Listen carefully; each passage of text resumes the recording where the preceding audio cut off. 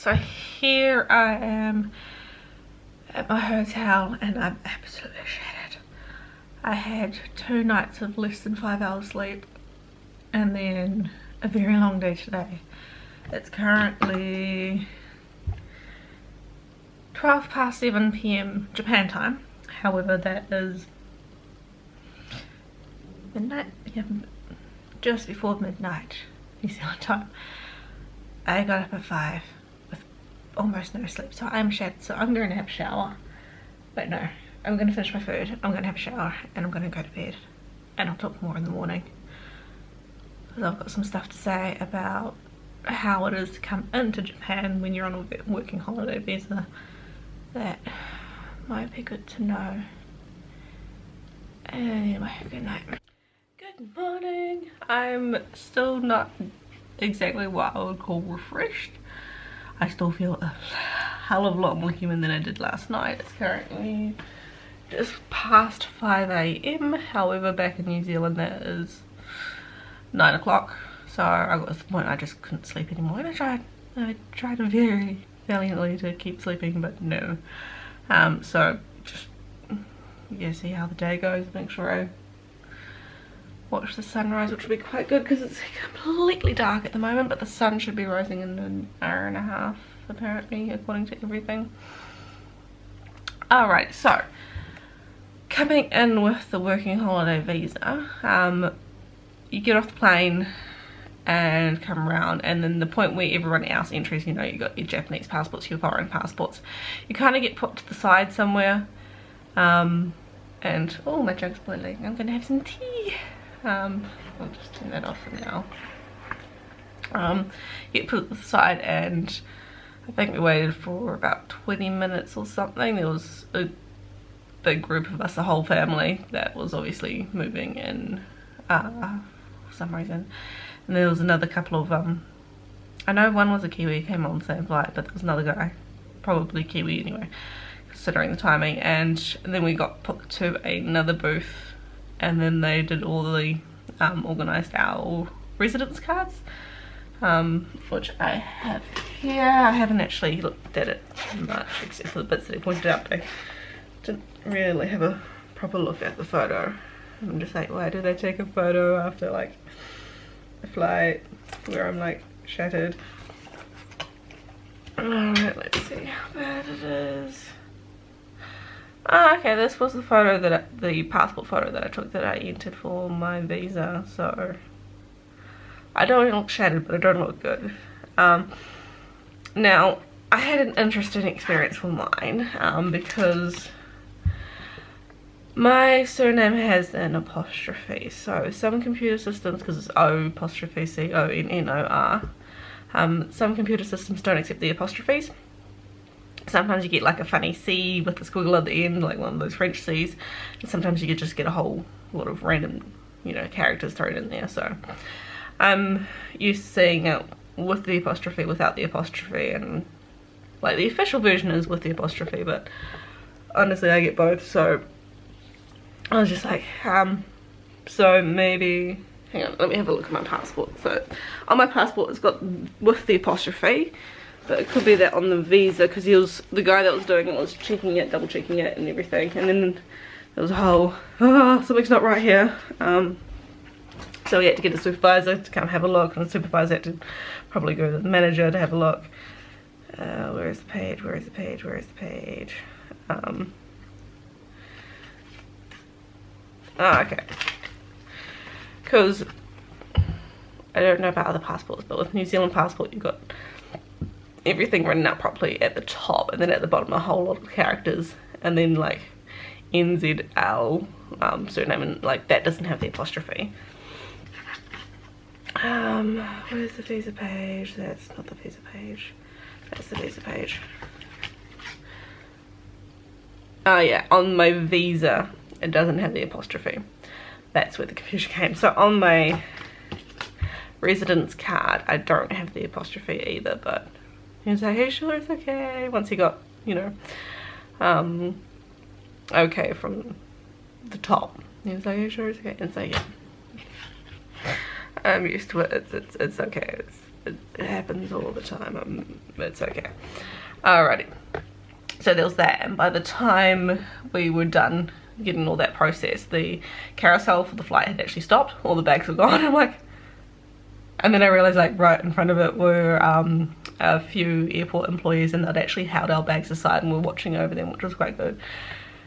And yeah, so that was that. And then you just exit like normal. So just be prepared to wait is the main thing. Yeah, and don't get too confused when they pull you aside. We also had someone pretty much lose his rag completely. He apparently was given some sleeping pills for the flight and was completely losing it. It was a bit of a weird situation actually. Yeah, he was traveling with his employee. He was a young guy apparently, sort of doing like a student sort of thing. Yeah, it was completely losing it. And yeah, it was a very odd situation, but I didn't see it to the end. But from what I could gather, the airport employees wanted to hold him for a while just to see if he'd calm down. And the family he was traveling with wasn't so happy about that. They're like, oh, can you send him back on the next flight? I'm like, that's weird. But anyway, so last night for dinner, I wasn't very hungry because all the flying had completely messed up my stomach. Just because meals at odd hours and stuff like that, so I wasn't very hungry, but I knew I'd have to have something, otherwise I'd be starving. I don't like being hungry, so what I had was salmon onigiri. It's quite nice actually, I do recommend it. And for breakfast I have a banana and one of my favourite Japanese sweets, todaaaay, which is 2 pancakes with red bean on the middle in the centre. And I also have some green tea provided by the hotel, so hopefully that will wake me up.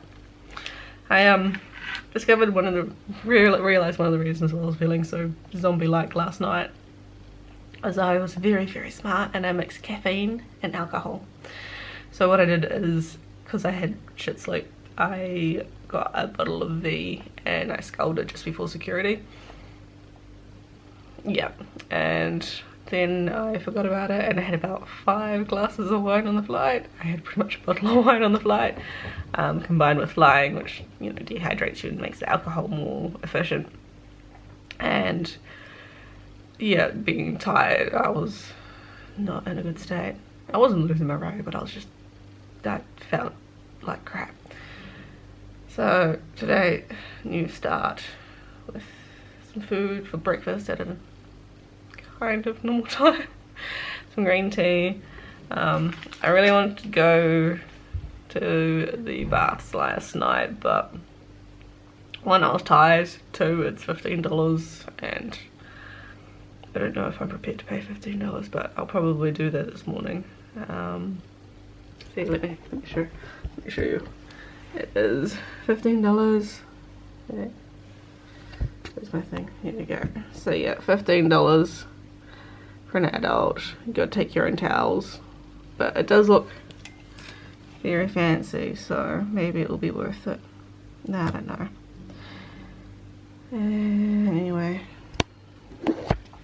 so that is that. I'm gonna actually, I'll give you a tour of my room. Okay, so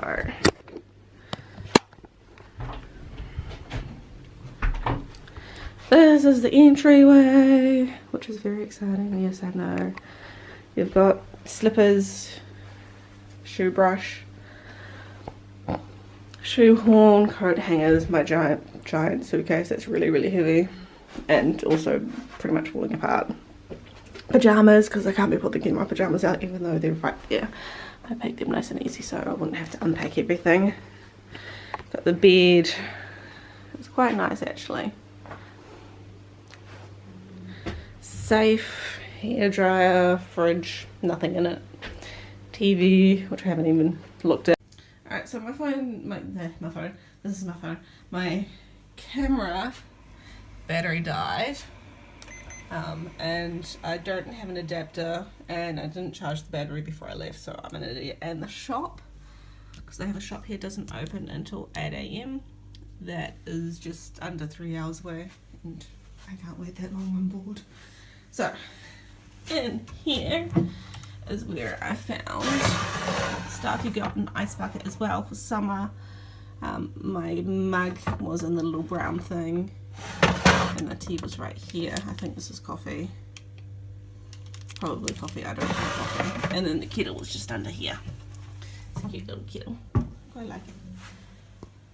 And then everything through here. My other big bag. What I did for this is actually 2 bags in 1 bag so that I could check it in as 1 bag for flight. But on the inside, I have the carry-on thing for my big suitcase and a backpack full of books for studying. And then I'll just break that up because this going like this was easier for the flight, but having it separate is easier for carrying it around because that is heavy as hell. Then I got my nice new winter coat. It's actually kind of a bit big for me. My laptop, handbag. I've got a phone that you can call to do an automatic wake up call, and you just set it through here, and then you can cancel it as well. Got power sockets, USB, bed lights that you can operate from here, air, room, turn back on, turn back on. There we go. And then the other bed lights. And you can set your alarm here as well. The bed, I'm used to a soft bed that's kind of broken down, so there's a sort of a well in the middle. So I'm used to sinking into that. So in comparison, it was quite hard. And the pillow was just a bit too small, but all in all, it's quite comfortable. And now the bathroom. Ta-da! Alright, so you've got your toilet with the control panel. I have no idea what that's for, and I'm not going to try. And we've got here, there was toothbrush, toothpaste, but as you can see, I have used it. A lady set of hair tie, cotton pads, cotton buds, separate cotton buds, there, razor, and there's a shower cap as well, which I've also used. It was 1 towel and 1 bath towel. And the bath. Now I was very tired last night. Not used to the height of Japanese baths, which is higher than my knee. This is like a third of the way up. Oops, I almost fell out of the bathroom. A third of the way up my thigh. And when I went to have a shower last night, I didn't lift my leg high enough and managed to scrape a whole lot of skin off my toe. So lift your knees. And they provide, you know, shampoo, conditioner, body soap, normal soap, and stuff. So that is my quite nice hotel room. Now I got to figure out what to do for the next 3 hours, because actually I think the bath opens at 6 here. Have a bath. Oh, that's still 40 minutes away. What am I going to do? But there's not much of a view out here because there's like 2 windows. And even I can't see much because the second window is all glued up and I can't open them because there's no openers for the windows. I guess they don't want you running away without paying the bill.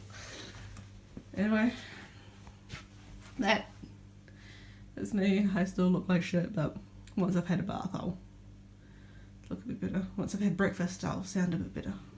Mornings are not my forte, so bye bye. And hopefully this helps, especially the whole knowing to wait with the visa. So if you get a chance to go to the bathroom before you get to the queue, that's a good idea to go. That way you'll be in the right place in the line. But yeah, everyone was nice. And one thing I forgot to mention is in the bathroom, the clear part of the mirror is actually heated. So the first 3 inches or so fogs up, And that is completely clear. And you can feel the difference in the heat. Cold and a lot warmer. So as soon as you come out the shower, you can do whatever you need. You don't have to wait for the mirror to defog or clean it up or anything. It's pretty damn smart. Bye.